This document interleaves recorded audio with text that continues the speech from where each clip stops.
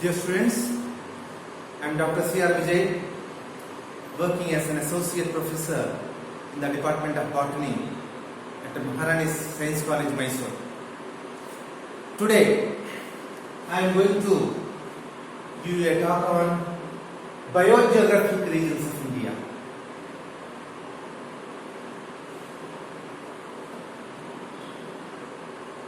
Now, the study of distribution of plants and animals in a geographic area is known as biogeography. India has been divided into 10 biogeographic zones or regions by Rodgers and Panver in the year 1990 based on the prevailing environmental conditions present in different parts of India. So these 10 different biogeographic zones or regions are the Trans-Himalayas, the Himalayas, the desert zone, the semi-arid zone, the Western Ghats, the Deccan Plateau, the Gangetic Plain, the Northeast Zone, the Coastal Zone and the Islands. These are the 10 biogeographic zones or regions based on the prevailing environmental conditions in different parts of India. Now, let's study these different biogeographic zones one by one by using a map of India. This is a map of India showing the 10 biogeographic regions or zones. Now, let's take the first biogeographic zone, the Trans-Himalayas. The Trans-Himalaya is present in the Kashmir, Ladakh and the Lahul and Spiti districts of Himachal Pradesh and in the northern part of Sikkim. I repeat, Trans-Himalaya is beyond the Himalayas, they are the mountain peaks, they are present in the Kashmir region, the Ladakh region, the Lahul and Spiti districts of Himachal Pradesh and in Sikkim. The vegetation is very sparse because of the high altitude. You will find a few plants like rhododendrons, then some grasses, etc. Then further, some plants are endemic to that area. Further, you will find a few animals like the mountain goat, mountain sheep, then the snow leopard, etc. So, this is the Trans-Himalayan zone. The second zone is the Himalaya. The Himalayan mountain ranges runs from Jammu to Arunachal Pradesh. This part is known as Western Himalaya and this part is the Eastern Himalaya. The Himalayas are very rich with biodiversity and rich with endemic plants. This is the Himalayas is present in the Jammu region, Himachal Pradesh, the entire Uttarakhand, then the central and southern part of Sikkim and in the Arunachal Pradesh area of India, the state Arunachal Pradesh. Now, the Western Himalaya shows different types of vegetation. In the foothills, you will find semi-evergreen and evergreen forest. As you go higher up, that is beyond 1,500 meters, the climate changes into a temperate climate. There you will find different species of coniferous trees. And as you go further higher up, that is beyond 3,500 meters, you will find the alpine climate. You will find a few plants like rhododendrons, then some grasses, etc. Then when you come to this Eastern Himalayan region, the Eastern Himalayan region is comparatively warmer than the Western Himalayan region because it receives more rainfall. Then the temperature is also more here, and thus the biodiversity is more here in the Eastern Himalayan region. Here also you will find up to 1,800 meters. You will find the submontane forest, the evergreen forest, evergreen trees and semi-evergreen trees are very common there. As you go beyond 1,800 meters, you will find the coniferous plant intermixed with some dicotyledonous plants, and further from 3,800 meters onwards it is alpine zone. You will find sparse vegetation there, and different species of animals and different species of animals are found in plenty in this area. So that's about the Himalayas. The third biogeographic zone is the desert zone. The desert is present in Rajasthan, and this zone is also present in the Kutch region of Gujarat. Okay? And since this desert is very less rainfall, rainfall of about 25 centimeters or less than that, and because of which you will find very sparse vegetation, only a few herbaceous plants, ephemerals, because ephemerals are the plants which live for a very short span of time. Then some bushy, thorny plants present some sclerum with the thick leather leaves are common in this area. The fauna includes the wild ass in this Kutch area, then different species of reptiles, namely the poisonous snakes, the lizards, different insects, etc. are common in this area. Both the flora and fauna, that's biodiversity is very less because of this arid condition.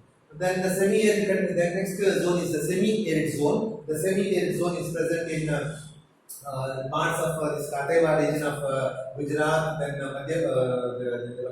southern part of Rajasthan, then Madhya Pradesh, then Punjab and Haryana. These are the states where you will find semi-arid condition. Of course, in this Punjab and Haryana, you will find lot of agricultural activities, and you will find some natural plants like albizia, then acacias are very common there. Then here you will find Aravalli mountain ranges, and you will find some deciduous trees there. Then Vindhya mountains, Satpura mountains, etc. are also present here in this semi-arid zone. The semi-arid zone, as the name itself says, that this semi-arid condition is there. Rainfall is comparatively less, and thus you will find deciduous and moist deciduous and scrubby forests there. Of course, in this part you will find the Ranthambore National Park, where the tigers are also protected. Along with tigers, different species of animals are also protected. Then the next is the Western Ghats. Western Ghats is very rich with biodiversity. It starts from the Tapti River, Tapti River from Tapi to Kanyakumari, a distance of 1,600 kilometers and a width of about 100 kilometers. Okay, and this area is rich with endemic plants also. The states of Gujarat, Maharashtra, Goa, Karnataka, Kerala, and Tamil Nadu. These are the states where you will find this Western Ghats. And on the western parts of Western Ghats, you will find heavy rainfall, and because of which you will find the monsoon rainforests are present in the western slope of Western Ghats. On the eastern slope, you will find the moist deciduous and deciduous forests on the eastern slope. Many national parks and wildlife sanctuaries are present in this Western Ghats. A few important national parks and wildlife sanctuaries are the Bandipur National Park, the Nagarole, the Anshi National Park here in Uttara Kannada, then the Periyar Wildlife Sanctuary in Kerala, the Madumalai in Tamil Nadu. These are some of the national parks and the wildlife sanctuaries, and further you will find the Nilgiri Biosphere Reserve here in this region. The Nilgiri Biosphere Reserve, which includes the Wayanad Wildlife Sanctuary, the Bandipur, the Madumalai, etc. So very rich with plants as well as animals. Right, and then the next one is the Deccan Peninsula. The Deccan Peninsula is a very huge area. About 42% of India is covered by this flat land, tableland. And this Deccan Peninsula, Deccan Plateau, comprises states like Tamil Nadu, the eastern parts of Karnataka, Andhra Pradesh, Maharashtra, Madhya parts of Madhya Pradesh, then the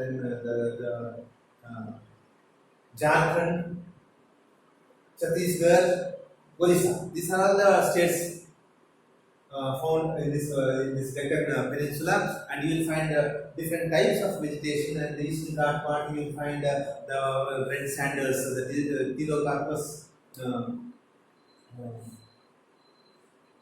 the red standards are present in this area, and when you come to the eastern part of Karnataka, you will find the thorny or shrubby jungle.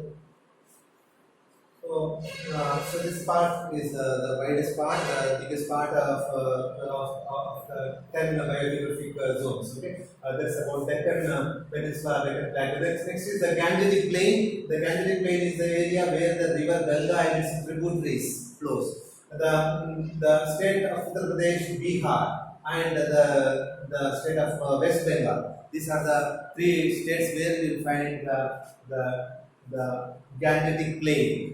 Since this is a very flat area and fertile area, lot of agricultural activities is there, and you will find a lot of natural vegetation also there. You will find deciduous trees, moist deciduous forests, then different plants like sal, teak, etc. are very common in this area.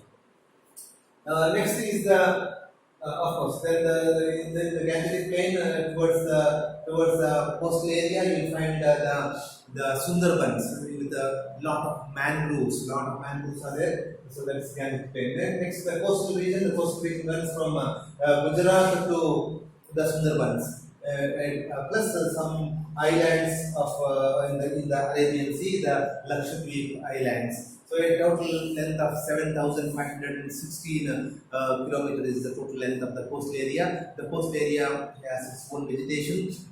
Mainly, different types of commercial crops are grown in the coastal area.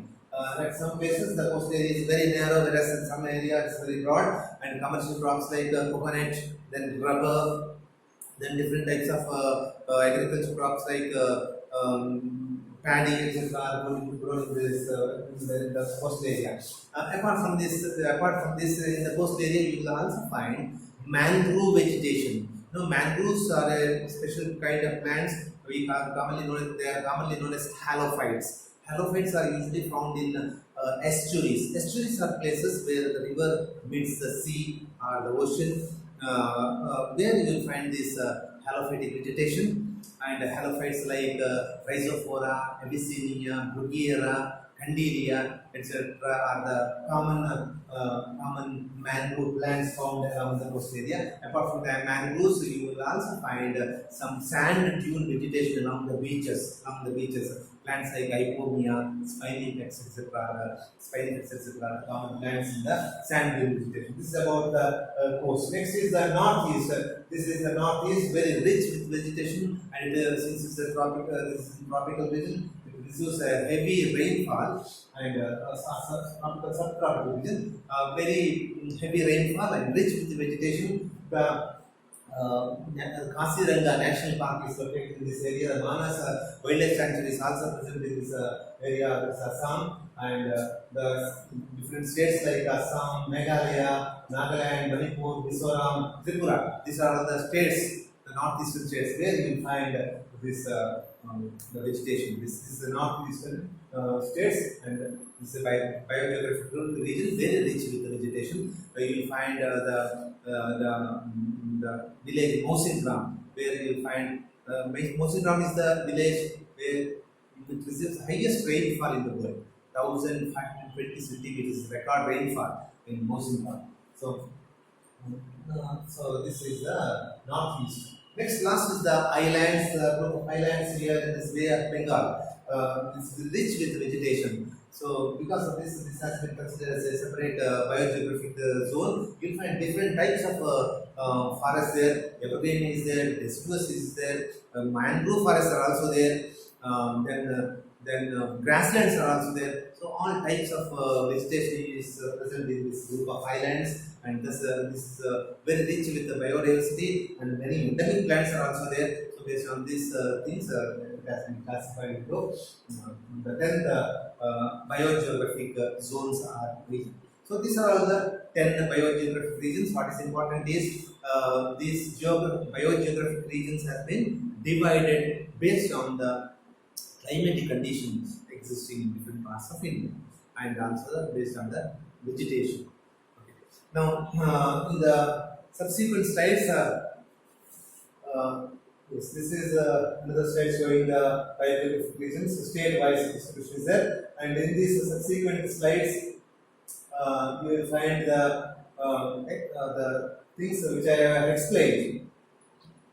So this is the Himalayan zone with the different vegetations. This is semi-arid zone with the different vegetation. I have explained all these things. This is Western Ghats. This is the desert region. This is Deccan Plateau. This is Gangetic Plain. The different vegetation animals are given there. This is islands, Andaman and Nicobar Islands. There are the different vegetations there. Then the coast region.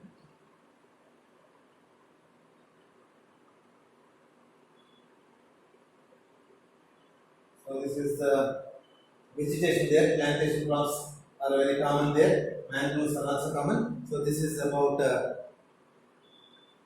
10 biogeographic regions of India. So with that I'll stop my talk. Thank you.